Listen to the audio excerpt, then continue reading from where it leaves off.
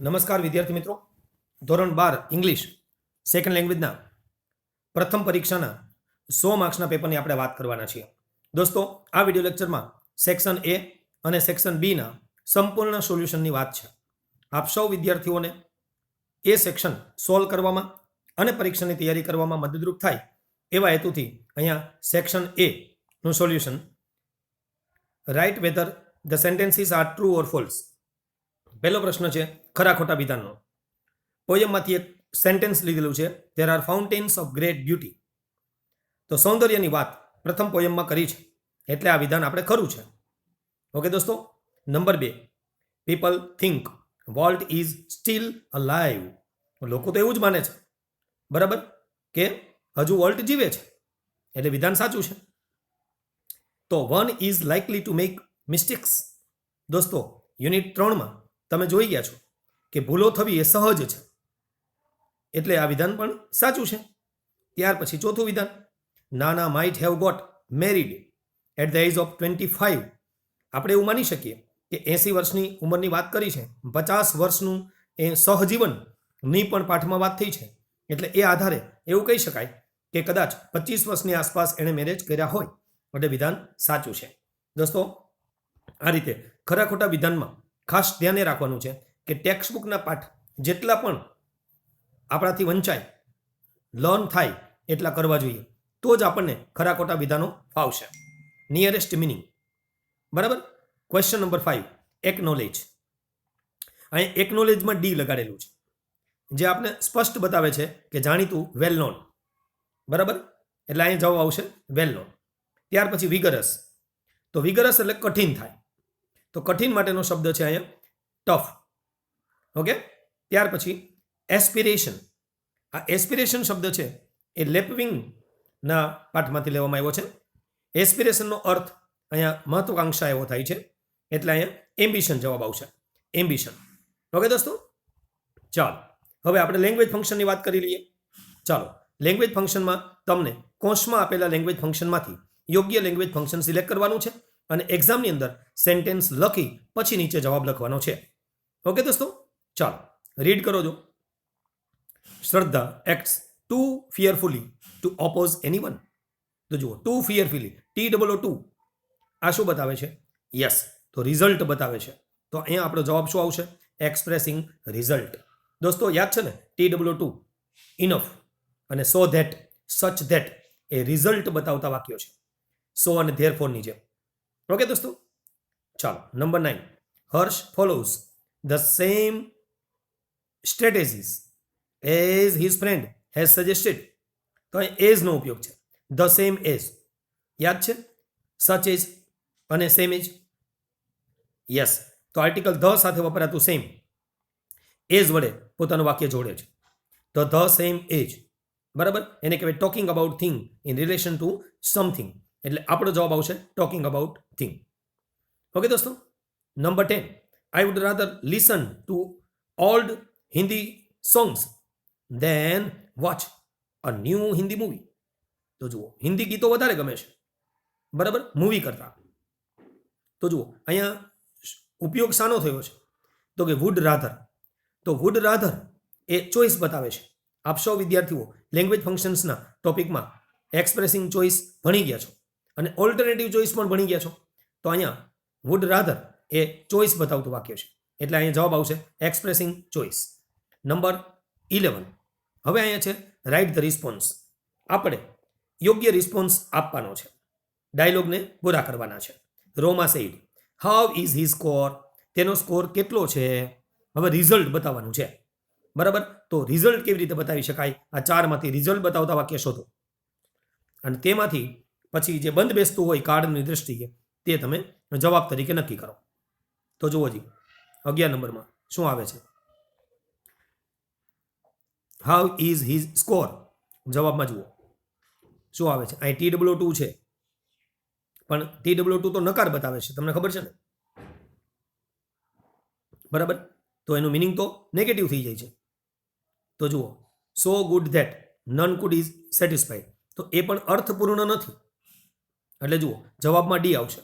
His performance is good enough to satisfy all. તેનું performance good છે, વિશેષણ પછી ઇનફ વપરાય છે અને ઇનફ પછી ટુ પ્લસ મૂળરૂપ જેને આપણે ઇન્ફિનિટિવ કહીએ છીએ અને આ વિધાન બંધ બેસતું છે. ઘણી વખત શું થાય ખબર કે TW2 કે સો ધેટને જોઈને વિદ્યાર્થીઓ વાક્ય લખી નાખે કે રિઝલ્ટ છે, પણ જ્યારે રિઝલ્ટના એક કરતાં વધારે વાક્ય આપ્યા હોય ત્યારે મિનિંગફુલ વાક્ય જોવું જોઈએ, અર્થપૂર્ણ થાય, કાળની દ્રષ્ટિએ યોગ્ય હોય તે જવાબ આપણે લખવો જોઈએ. બરાબર. ચાલો, નંબર 12 સીમાં which mobile phone will you buy? તો ટોકિંગ અબાઉટ થિંગ માટે મેં તમને હમણાં વાત કરી સચ એજ સેમ એજ, એટલે વિલ બાય વુડ બાય આ બંને નીકળી જશે. હવે અહીં સચ એજ અને સેમ એજ આ બે બાકી રહ્યા, તો એમાંથી આ સેમ એજ પણ નીકળી જશે કેમ કે આગળ આર્ટિકલ ધ નથી. સેમ એજમાં આર્ટિકલ ધ હોવું ફરજિયાત છે. બરાબર છે, એટલે આ 3 નીકળી ગયા. જવાબ આવશે એ. આઈ will buy such a mobile phone as has better camera. બરાબર, કેમેરા સારો હોય તો ફોટો સારા આવે, એમાં સેલ્ફી આપણે લેવા હોય તો, હે ને? ઓકે, ચાલો નંબર 13 જુઓ. 13 નંબર શું કહે છે? Meeta said what did Smita ask B2? તો અપેક્ષા એનો જવાબ આપે છે. હવે રિપોર્ટિંગ તમને યાદ છે? રિપોર્ટિંગ એટલે યસ ઇનડાયરેક્ટ સ્પીચ. તો ઇનડાયરેક્ટ સ્પીચનું વાક્ય આમાંથી કયું છે? તો કે મોટાભાગના બધા જ આસ્કડ વાળા છે ને, એટલે તમને ઇનડાયરેક્ટ સ્પીચ વાળા દેખાશે. સવાલ સાદા ભૂતકાળમાં છે એટલે આ આસ્ક્સ આ નીકળી જશે એક, કારણ કે ભૂતકાળનો જવાબ. બરાબર, તો એ ક્લિયર થઈ ગયું. હવે બીજું જુઓ, આસ્કડ ભીમ ધેટ. તો આસ્કડ સાથે ધેટ અને વાય બે તો આવે નહીં. એક વાક્યમાં એક જ સંયોજક, એક મ્યાનમાં એક જ તલવાર. યાદ છે ને આપણો કોમેન્ટ? યસ, તો આ જવાબ પણ નહીં આવે. હવે 3 નંબરમાં જાઓ. બરાબર, તો 3 નંબર બંધ બેસતું છે. જુઓ, આસ્કડ પણ છે, વેર પણ છે, બધું જ બરાબર પૂછ્યું છે. હે, અને હવે 4 નંબર જુઓ તો આસ્કડ પછી B2 લખેલું છે અને પ્રશ્નાર્થ ચિહ્ન પણ કરેલું છે અને પ્રશ્ન વાક્ય લખેલું છે. તો પ્રશ્ન વાક્ય હોય એને ઇનડાયરેક્ટ સ્પીચ ના કહેવાય, એને તો ડાયરેક્ટ સ્પીચ કહેવાય. એટલે ડી પણ નહીં આવે, તો જવાબ થશે સી. ઓકે, ચાલો number 14 Amisha he did not help me. તો કૃષ્ણાનો જવાબ આવે છે કન્ડિશન ઇન પાસ્ટ. કન્ડિશન તો તમારા માટે જાણીતો ટોપિક છે, 11 અને 12 બંનેમાં ભણી ગયા છો. ઇફ અને અનલેસનો તો જુઓ જી, કન્ડિશન ઇન પાસ્ટ તો આ તો એપલ તો નીકળી ગયું. આઈ હેડ ટુ તો એ પણ નીકળી જશે. બરાબર, કારણ કે આ તો નેસેસિટીની વાત છે. રેડી? તો હવે અહીંયા જુઓ જી, ઇફ વાળું અને હેડ વાળું આ બે વાક્યમાંથી એક હોઈ શકે, બંનેનો અર્થ જો તો થાય છે. તો હવે કયું સાચું છે એ જોઈ લો. તો if I had helped him he would have helped me. તો આ વાક્ય બંધ બેસતું છે.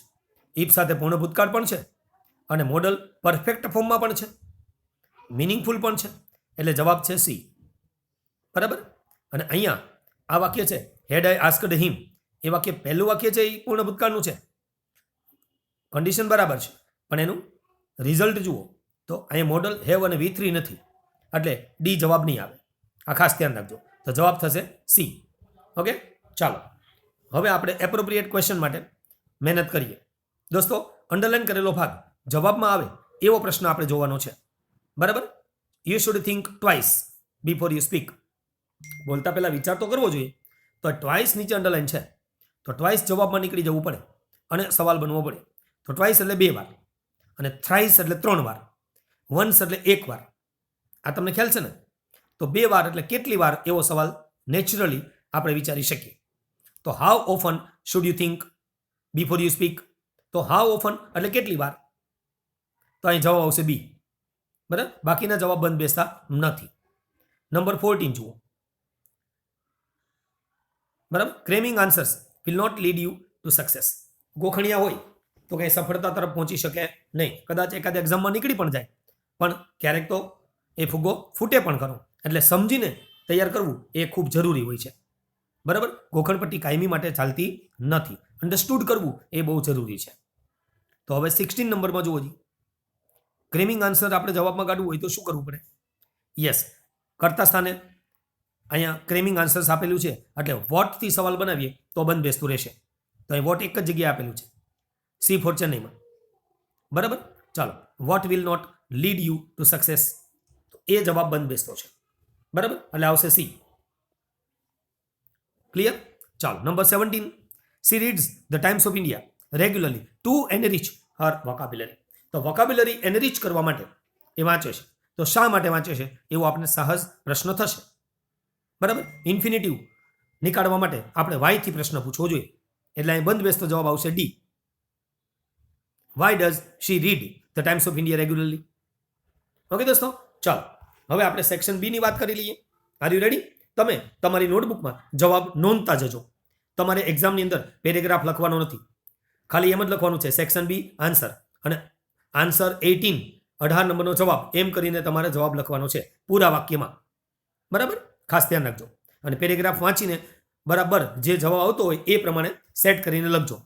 Vote happens when V breathe? જ્યારે આપણે શ્વાસ લઈએ છીએ ત્યારે શું થાય છે? તો જવાબ આપણે શું આપવાનું અહીંથી? When we breathe. શું કહેવાનું? When we breathe. પછી કોમા મૂકવાનું ભૂલશો નહીં. તો when we breathe there is a microscopic movement of the cranial bones. બરાબર છે? આ આપણે જવાબ લખવાનો છે. તો આપણા એક ક્રેનિયલ બોન્સ છે, જે હાડકાઓ છે, બરાબર છે, એમાં એક માઇક્રોસ્કોપિક મૂવમેન્ટ થાય છે જ્યારે આપણે શ્વાસ લઈએ છીએ ત્યારે. અને એ આપણે બરાબર 3rd યુનિટમાં ભણી ગયા છો. એટલે જવાબ અહીંથી આટલે સુધી લખવાનો છે. સમજાઈ ગયું? ચાલો, number 19. What happens when we are tense or upset? જ્યારે ટેન્સ હોઈએ, અપસેટ હોઈએ ત્યારે શું થાય છે? તો અહીં જવાબ લખવાનો કે when we are tense or upset, પછી શું લખવાનું? We even do not. શું લખવાનું? We even do not breathe deeply. આપણે પૂરેપૂરો શ્વાસ પણ લેતા નથી. પણ વાક્ય રચના બરાબર ગોઠવવાની, એન્ડ વડે ડાયરેક્ટ લખી નહીં નાખવાનું. બરાબર, આમ લખવાનું when we are tense or upset, પછી લખવાનું we don't breathe deeply enough. આપણે પૂરો શ્વાસ પણ લેતા નથી. એટલે જો જેટલું માંગેલો હોય ને એટલો જવાબ લખવાનો. બરાબર, બેઠા બેઠા વાક્ય લખવા નહીં માંડવાનું. ઓકે, ચાલો number 20. What does the customer not know? Customer શું નથી જાણતા? આપણે ખબર છે ને યુનિટ નંબર 1માં કસ્ટમર લેડી છે અને શું નથી જાણતા પેરેગ્રાફમાં લખેલું છે. જુઓ જી, આ પેરેગ્રાફમાં હોય એ લખવાનું. બરાબર, શું નથી જાણતા? તો કે customer does not know how to install love. Install કેવી રીતે કરવું એને ખબર નથી. બરાબર છે, એટલે એને ખબર નથી, એટલે એને રિપ્રેઝેન્ટેટિવ સમજાવે છે કે તમે સ્ટાર્ટ મેનુમાં જાઓ અને અપીલ કરો. બરાબર, એને સમજાવે છે. તો અહીંયા શું નથી જાણતા? તો કે how to install love. Love install કેવી રીતે કરવું એ પાઠ પર આધારિત સવાલ છે. એટલે આપણે એના જવાબ પેરેગ્રાફમાં ન હોય તો પણ આપણે આપણા યુનિટના આધારે, ટેક્સ્ટના ડેટાના આધારે જવાબ આપવો જોઈએ. Number 21. What does the CSR advise? આ કસ્ટમર સર્વિસ રિપ્રેઝેન્ટેટિવ શું સલાહ આપે છે? ડઝ હોય ત્યારે ACS તો લગાડીએ છીએ. તો ધ CSR એડવાઇઝિસ, શું લખવાનું? એડવાઇઝિસ. એસ લગાડવો ફરજિયાત છે. સમજાયું દોસ્તો? યસ, આ વર્તમાન કાળના રૂલ્સ છે, એને તો ફોલો કરવાના જ. Okay, the CSR advises to go to start menu. અહીંથી જવાબ આપવાનો. ટુ ગો, ડાયરેક્ટ નહીં, હે ને? To go to start menu and invoke forgiveness.x. બરાબર, આ એનો જવાબ છે. ક્લિયર દોસ્તો? ચાલો નંબર નેક્સ્ટ. હવે આપણે આગળના પેરેગ્રાફમાં વાત કરીએ. બરાબર, ચાલો નંબર 22. જો હજી 22 નંબરમાં કોને કોને આવડે છે? 22 નંબર કોને કોને આવડે છે? ચલો જી, ચલો. What is bankers opinion for vault? Vault માટે બેન્કર્સનો ઓપિનિયન શું હતો? હા, યુનિટ નંબર 2 નો આ સવાલ છે. તો બેન્કર્સ લોકો માટે શું હતું? શું વિચારતા હતા બેન્કર્સ લોકો? યસ, તો અકોર્ડિંગ ટુ બેન્કર્સ આવો આપણે જવાબ આપી શકાય. તમારે આવું પણ બનાવી શકાય, જવાબને ડેવલપ કરી શકાય. According to bankers volt is અથવા વોઝ તમે લખી શકશો. બરાબર, the vault is a wild man. શું કહેવાનું? બેન્કર્સ લોકો શું કહેતા હતા? કે વોલ્ટ કેવો છે? વાઇલ્ડ મેન છે. બરાબર છે. પછી હેલ બેન્ટ ફોર બેંકરપ્ટસી. અહીંયા સુધી જવાબ લખવાનો છે. જવાબ ફરીવાર. According to bankers volt is અથવા Walt was a wild man hell bent for bankruptcy. દેવાળું ફૂંકે તેવો. હા, દેવાળું ફૂંકો. બરાબર, એટલે કે લોન લીધેલી હોય એ ભરપાઈ ન કરી શકે તેવો બેન્કર્સ લોકોને લાગતું હતું, તેમ છતાં એને લોન આપતા હતા. બોલો. Number 23, what does the author think about vault? લેખક એટલે કે વોલ્ટના મોટા ભાઈ રોય ડિઝની, બરાબર, શું વિચારે છે? તો આપણે એ ઓથરનો શબ્દ એમને રાખવાનો છે. ધ ઓથર થિંક્સ, એસ લગાડવાનો ખાસ. The author thinks about vault, that મૂકીને જવાબ લખવાનો, ધેટ, બરાબર. શું લખવાનું? ધેટ હી વોઝ, શું લખવાનું? He was his amazing kid brother. Roy એવું વિચારતા હતા કે મારો ભાઈ છે ને અમેઝિંગ છે. કિડ બ્રધર, કિડ નાનો ભાઈ એમ, બરાબર છે. ચાલો. Number 24, how did he behave? તો અહીં નાનાની વાત છે. ધ એડજસ્ટમેન્ટ નામનું યુનિટ, બરાબર. તો વર્તન કેવું હતું એનું? તો તમે શું લખશો વર્તનમાં? How did he behave? તો અહીં લખવાનું હી ઇમ્પ્રિઝન્ડ હિમસેલ્ફ ઇન ધ બેડરૂમ. તે વર્તન શું કરતા હતા? તો કે પોતાની જાતને બેડરૂમમાં પૂરી રાખતા હતા. એટલે આવા સવાલ જે હોય તેને બરાબર સમજીને લખવા પડે. નંબર 25, વોટ ડઝ નાનીઝ બિલોંગિંગ મીન? તો અહીં નાનીની વસ્તુઓનો અર્થ શું છે? બિલોંગિંગ્સ હોવું જોઈએ ખરેખર, બરાબર. નાનીઝ બિલોંગિંગ્સ, એસ. તો નાનીની વસ્તુઓ એટલે શું? તો આપણે જવાબ શું આપવાનો? હા, તો નાનીઝ બિલોંગિંગ્સ મીન્સ નાનીઝ થિંગ્સ, બરાબર. તો બેડ ને બધું હતું ને, તો એની થિંગ્સ, એની વસ્તુઓ, એની બિલોંગિંગ્સ કહેવાય, માલ મિલકત. ઓકે, ખાલી એટલો જવાબ લખવાનો છે. નંબર 26, ચાલો જી. 26માં કોને ફાવે છે? What does such behaviour show? આ ટાઈપનું વર્તન છે કીડીઓનું, આ ધ એન્ટ નામનો પાઠ છે. કીડીઓનું વર્તન છે એ શું બતાવે છે? તો આખો યુનિટ તમે ભણી ગયા છો અને પેરેગ્રાફ રીડ કરશો તો ખ્યાલ આવશે કે આ પ્રકારનું યુનિટ આ પ્રકારનું બિહેવિયર શું બતાવે છે. તો જવાબ તમને અહીંથી સમજાવું છું. સચ બિહેવિયર શોઝ, એસ લગાડી દેજો અને અહીંથી જવાબ લખજો. શોઝ, અહીંયા પહેલા એસ લગાડવાનો. Shows the adeptness of ends.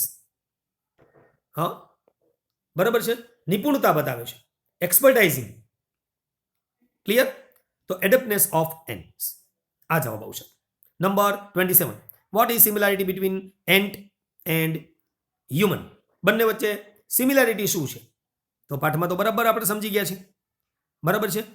બંને વચ્ચે સિમિલારિટી શું છે? તો કે ધ ઇન્ટેલિજન્સ. શું આવશે જવાબ? ધ ઇન્ટેલિજન્સ, બરાબર. તો અહીંયા સિમિલારિટી છે તો કે the similarity between ant and human is the intelligence. બંનેની ઇન્ટેલિજન્સ કેવી હતી? ક્લોઝ, મળતી આવતી હતી, બરાબર. આ રીતે. ચાલો, હવે આપણા બીજા વિડીયો લેક્ચરની અંદર અને જે મટીરિયલ્સ આપણે મોકલેલું છે તેમાં શોર્ટ નોટ બરાબર સમજાવી છે અને પીડીએફ પણ તમને આપી છે. એટલે એના આધારે આપ સૌ વિદ્યાર્થીઓ શોર્ટ નોટનો જે ટોપિક છે તે કવર કરજો. આપણે શોર્ટ નોટ પછીનો જે ટોપિક છે તે અહીંયા જોઈ લઈએ છીએ, બરાબર છે. અને એ ટોપિક છે એડિટિંગનો. તો એડિટિંગ માટે તૈયાર થઈ જાઓ. ચાલો, હવે એડિટિંગ માટેનો પેરેગ્રાફ જુઓ. અહીંયા આપણે આ ટાઈપનો એક પેરેગ્રાફ આવશે. આપણા ચેનલમાં આપણે ટ્રુ ફોલ્સ અને જોડે જોડે એડિટિંગ દરેક પાઠના આપ્યા છે. દરેક પાઠના ટ્રુ ફોલ્સ અલગ અલગ વિડીયો લેક્ચર છે. તમે પ્લે લિસ્ટમાં જઈ અને ટ્રુ ફોલ્સનું ફોલ્ડર શોધી લેજો અને તેમાં યુનિટ વાઇઝ ટ્રુ ફોલ્સ, બરાબર, દરેક પાઠના અને એડિટિંગના પેરેગ્રાફ જવાબ સાથે તમને આપ્યા છે. તમે એનો આનંદ કરજો, જોજો અને તમારી પરીક્ષાની તૈયારી કરજો.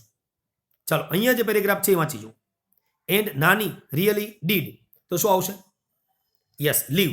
તો નાની પહેલા મૃત્યુ પામ્યા હતા એટલે આ લીવ આવશે. લીવ બિફોર હિમ.